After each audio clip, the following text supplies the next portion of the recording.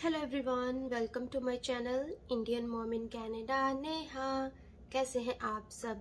उम्मीद करती हूँ आप सब बहुत अच्छे होंगे। मैं भी बहुत अच्छी हूँ। तो जी, आज की वीडियो कोई व्लॉग नहीं है, ये बहुत ही इम्पोर्टेंट एंड रिक्वेस्टेड वीडियो है। मुझे बहुत सारे क्वेश्चंस आ रहे थे, तो उन क्वेश्चंस के आंसर देने के लिए ही मैंने ये वीडियो बनाई है। क्वेश्चंस कुछ इस तरह से थे कि विजिटर वीज़ा कितने दिन में अप्रूव हो जाता है, और इसको अप्लाई करने के लिए हमें क्या चीज़ मेन चाहिए होती है, एंड वो रीज़न एक्चुअली अप्लाई करने के लिए तो सभी को पता होता है कि क्या क्या डॉक्यूमेंट्स चाहिए, पर मोस्टली जिसकी वजह से वीज़ा रिजेक्ट हो जाता है वो रीज़न क्या होता है। एंड और भी बहुत सारे क्वेश्चन थे कि क्या हम अपने ब्रदर सिस्टर्स जो कनाडा में रहते हैं उनके थ्रू विजिटर वीज़ा पर जा सकते हैं, अगर वो वर्क परमिट पर हैं, अगर वो पीआर हैं तो क्या हमारे पेरेंट्स भी जा सकते हैं। तो इस तरह से काफ़ी सारे क्वेश्चन थे, तो मैंने सोचा कि मैं वीडियो ही बना देती हूँ। सो आपके क्वेश्चंस के आंसर आपको मिल जाएंगे। एंड यस, अगर फिर भी कोई क्वेश्चंस के आंसर देना रह गया हो तो प्लीज़ मुझे कमेंट बॉक्स में बताइएगा, मैं डेफिनेटली आपको आंसर दूंगी। राइट, तो चलिए जी, वीडियो को शुरू करते हैं। तो जी, सबसे पहले है कि विजिटर वीज़ा कितने दिनों में अप्रूव होता है। देखिए, सबसे पहली बात तो ये है कि it depends upon country to country. मैंने गूगल पर सर्च किया है और मैं आपको अपने खुद के भी एक्सपीरियंस बताऊंगी। सो जो पाकिस्तान है वहाँ का विजिटर वीज़ा लगने में काफ़ी टाइम लग जाता है, तो मिनिमम 581 डेज 587 डेज इस तरह से लग जाता है। अगर आपकी सभी चीज़ें अच्छे से कंप्लीट हों, सॉलिड रीज़न दिए हों विजिटर वीज़ा में, तो इतना टाइम लग जाता है। बाकी देखिए, ये कोई एग्जैक्ट टाइमिंग्स नहीं होती, ऊपर नीचे भी हो सकता है। सो बेसिकली अब मैं बात करूँगी इंडिया की। तो इंडिया से विजिटर वीज़ा जल्दी अप्रूव हो जाता है अगर आपकी सभी प्रूफ्स स्ट्रांग हैं और आपने एक सॉलिड रीज़न दिया है कि आप क्यों कनाडा आना चाहते हो, आपका कनाडा आने का पर्पस क्या है।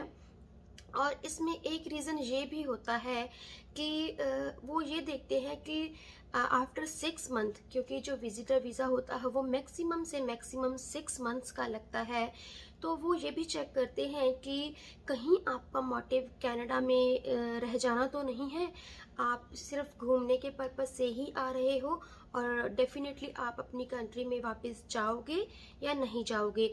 ये सभी चीज़ें मैटर करती हैं।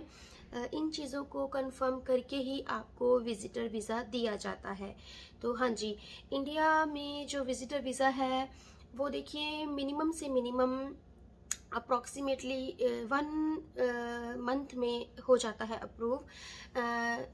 सेम थिंग कि अगर आपके सभी डॉक्यूमेंट्स, सभी रीजंस वैलिड हैं और प्रॉपर हैं, और आप कहाँ जा रहे हो, किसके पास जा रहे हो, ये सभी चीज़ें मैटर करती हैं।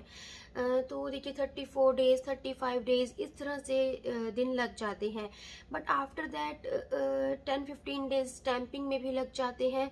तो इस तरह से आपका टाइम, जो ये कहते हैं ना कि 2 दिन में विजिटर वीज़ा अप्रूव हो गया, 1 वीक में विजिटर वीज़ा अप्रूव हो गया, दे आर टोटली फेक। ऐसा नहीं होता, इतनी जल्दी तो मैंने कभी किसी का नहीं सुना। ये जस्ट आप लोगों को एजेंट एक तरह से बुद्धू बनाते हैं या फिर आपको अपनी तरफ खींचते हैं। सो अभी मैं आपको ये बताती हूँ कि विजिटर वीज़ाज रिजेक्ट क्यों हो जाते हैं।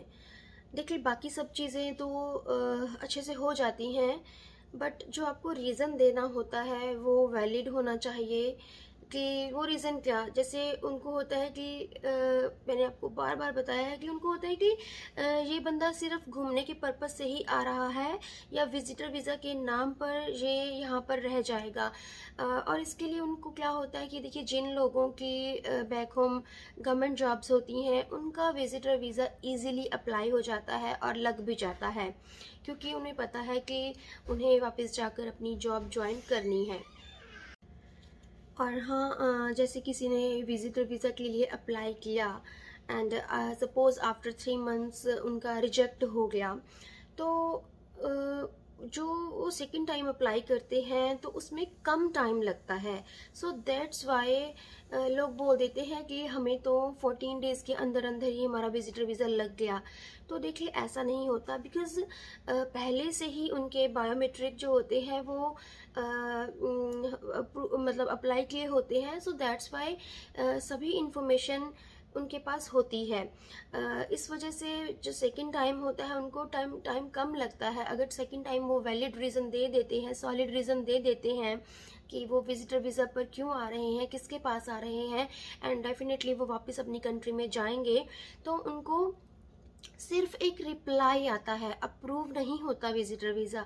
उनको एक रिप्लाई आता है कि यस, दिस टाइम हमें ये चीज़ें मिल गई हैं एंड आपका जो भी था रीज़न या जो भी उनको चीज़ चाहिए होती है वो ठीक है।